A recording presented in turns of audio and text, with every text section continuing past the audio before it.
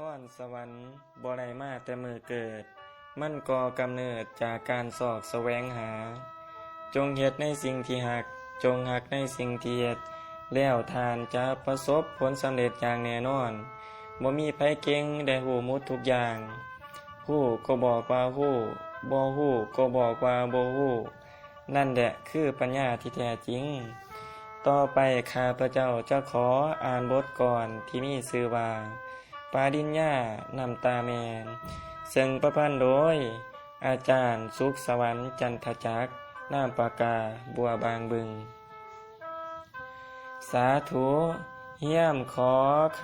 ข่าวขอย่อกาบกวีสารก่อนแล้วลิดจ้าหน้าจานเขียนวาดกวีว่อนเว้าย่อโยกเอาในเดืองเยื่องสังคมแปลวหลางมักค่าทางซองแจงแย่งเดือมผู้ใหญ่รุ่นนี่นะก่อนนี้บ่แม่นไขข่าววุ่นดะมุ่นบายสังคมดอกเด้อบ่ได้โค้มศักดิ์ศรีให้คุณเครื่องมโนแค้นบ่แม่นแปรแปลนเรื่องเพียงเห็นมาพ่อผ่านจริงแล้วโปรดวิจารณ์ที่ถ้วนขบวนหูห้ำฮ้อนแน่ถอนยังมีครอบครัวหนึ่งอยู่ซ่อน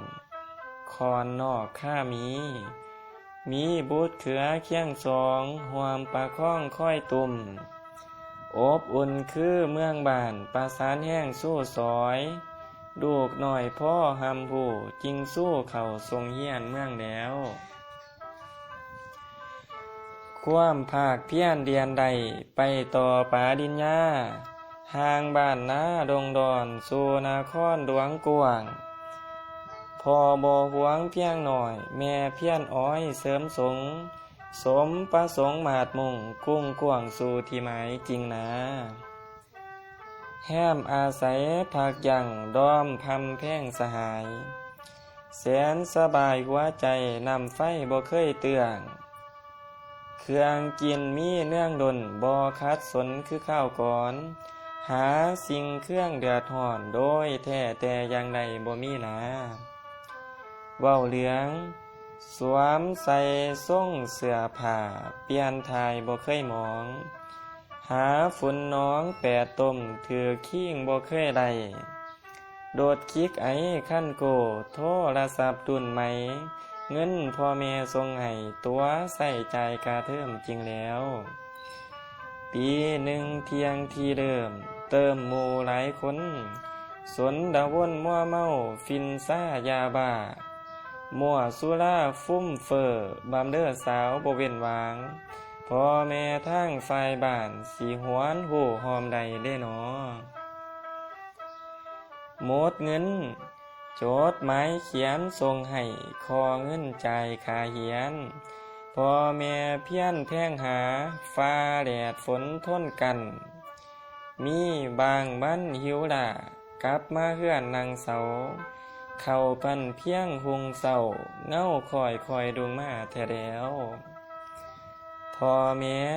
อดออมหาต่อทอดโฮมหอนขายของลงบวกน้องหาป่า